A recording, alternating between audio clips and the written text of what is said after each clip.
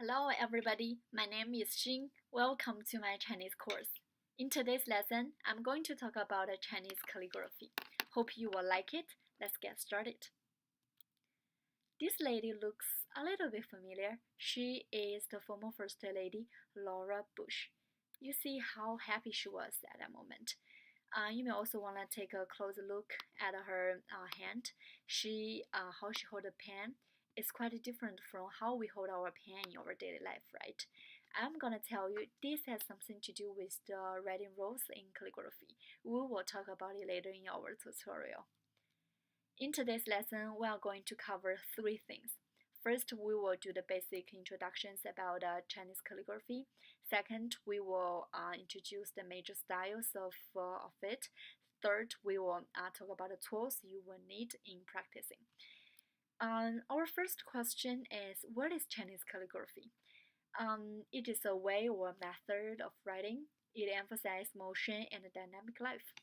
What is that about? I don't understand. I'm sure after this tutorial you will have your own understanding. But right now, I want to talk about more about my understanding towards Chinese calligraphy. To me, Chinese calligraphy has been an art. The structure of each individual word and its overall word arrangement are both important in writing.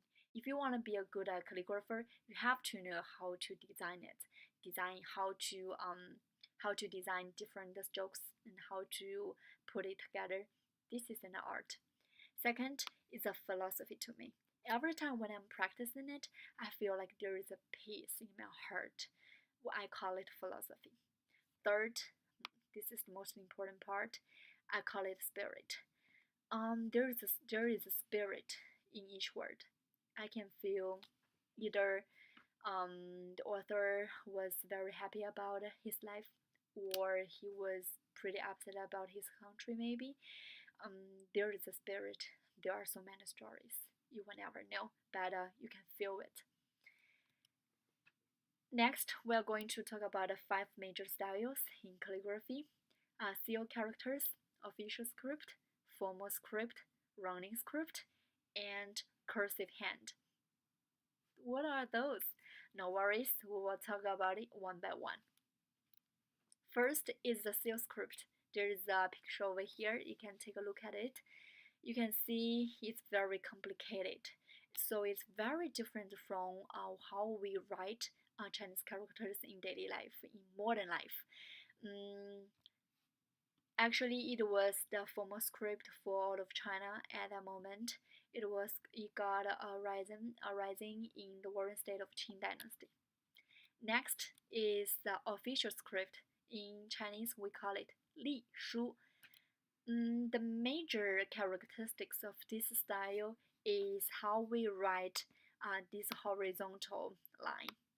You can see there is a rightward part and there is a downward part. So if you every time you see like if you see a horizontal line like this, you will know this is official script. We can find more examples here, right?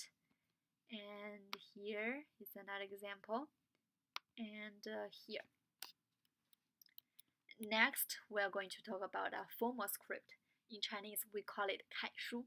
If you really wanna start practicing calligraphy, I really suggest you start from this style because it is pretty clear and you can follow each step, each stroke very clearly. When I just started practicing calligraphy when I was 7 years old, I started with this one. The next one is running script. In Chinese, we call it 行书. 行 in Chinese means running. So you can see each individual word here, like each strokes are quite connected with each other. It's kind of a person who is running, right? There is a masterpiece I want to introduce to you guys. This piece of work was written by a very famous calligrapher in Qing Dynasty. His name is Wang Xizhi. Wang Xizhi. The name of this masterpiece is Lan Ting Ji Xu.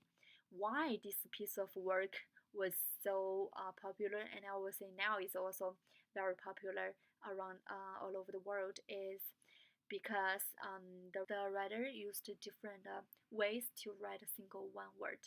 You can find something here. This is the word means number one. There's another number one. There's another number one. There's number one.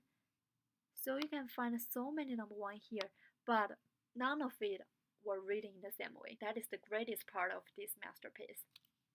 Next, we are going to introduce the cursive hand. Cursive hand, in Chinese, we call it 草书. 草 in Chinese means draft. So it's really like a draft. Even for people who can do reading pretty well, may not be able to recognize or read this cursive hand style at all. Next, we're going to talk about the four treasures in calligraphy. Those are paper, brush, ink, and inkstone. I'll have the picture here. This is the paper, and this is the brush. It is usually made of feathers of animals. This is ink. This is the inkstone. Next, we are going to talk about the gestures. The most important thing in gesture is you have to make sure your pen is 90-degree vertical to the desk. So this guy, like here, is not right. So if you have a pen in front of you, just follow me step by step. Look at the camera. So first, use your thumb and your middle finger to hold the pen vertically, and then put your index finger touch the upper part of your brush, and then use your ring finger and your little finger to touch the lower part of your brush, and then there is a egg shape in your thumb. One more important thing is that you have to hold your pen very firmly so no one will grab your pen from your hands. So that's it for today's lessons. If you have any questions, please feel free to contact me. We do have assignments. Thanks for your participation. See you next week. Thank you very much.